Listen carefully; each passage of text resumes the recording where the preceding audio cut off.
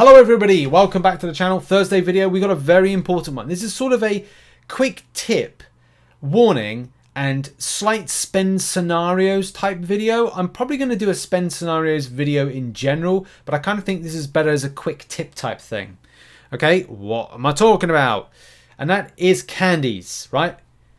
Do not think about spending your candies right away. However, I did point out that there is a quick tip when it comes to buying gold and the Day of the Deadpool, which is something we're going to address in a second. Okay, what am I talking about? If you go to the dimensional rifts, you get candies. Yes, right. Okay, with those candies, they add up over the course of the month. You are not 100% guaranteed to get candies each time. If you've seen the previous video yesterday, then you'll know exactly what I'm talking about. You go into rifts, you've got a small percentage of a chance to get something super spicy, super nice, but it doesn't guarantee you to get it. Doesn't give you candies if you go on those special 1%, 2% particular paths. It's the point to get to with that one. But it all adds up to something in particular. Now, I have done a spreadsheet. This particular spreadsheet does have now added to it champ targets, which is going to be updated on a daily basis, which you can see. But that's not what we're talking about in this video. It's all about the spend in the store and also creative ways of spending. Again, let's kind of go into this a bit further. So the quick tip about the Day of the Deadpool, just mentioning it if you didn't see my other videos, is that you will get for 6 runs, do bear in mind, Wednesday, Thursday, Friday, Saturday, Sunday, Monday, right? Monday morning. That's 6 runs of doing the dimensional rifts. That gives you 1.2 mil gold. Now, it doesn't mean to say that you're going to have 6 runs of getting candy, because there's going to be, could be a potential chance that one day you don't get candy. So maybe you only have 1 mil extra. But it's important and helpful for Day of the Deadpool, which is out on Friday. But what is important is the 90% chance to get candies, which you can see on the screen. For Cavalry to Paragon players, you get 700,000. For uncollected players, you get 350,000. Anyone below, you get whatever, right?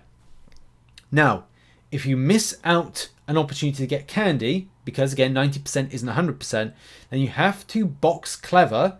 You know, you have to be clever, which I like to refer to box clever, as in boxing clever. You have to box clever when it comes to what you spend and collecting the candy. It may be advantageous to hold on to your candy for the entirety of the month, or kind of like towards the end of the month, the end of the kind of like side quest. Or you could wait until halfway through the month. Or you could prioritize your spend. Now on the spreadsheet, it is kind of like programmed for the formats, the sales, in that if you remove certain things, because, hey, and this is the big thing I want to make, the point of this, and the tip is, you may not want to actually buy everything in the store for your particular progression.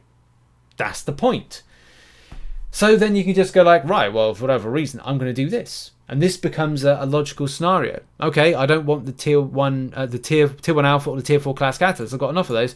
So you go and save yourself those particular things. Okay, if we look down below there, I've saved myself a bit of a chunk. 64,500 candies. Okay, that's cool. What could you actually do with that? Well, I could buy the lower stuff, couldn't I?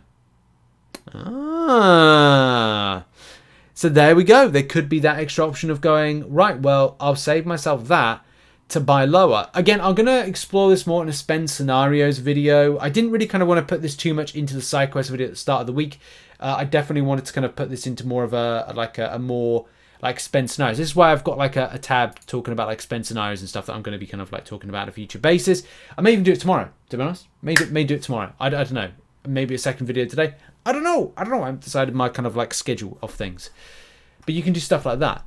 So it saves you the hassle already of the potential loss of, if you do the side quest and you get really lucky, which to be honest is a very small percentage, right? You could get yourself, you have no hassle when it comes to what you want from that store. So that's kind of like the tip there. Yes, I do kind of say that it might be best to hold on to your candies, albeit the gold, which may be beneficial for Day of the Deadpool, right? That's one thing.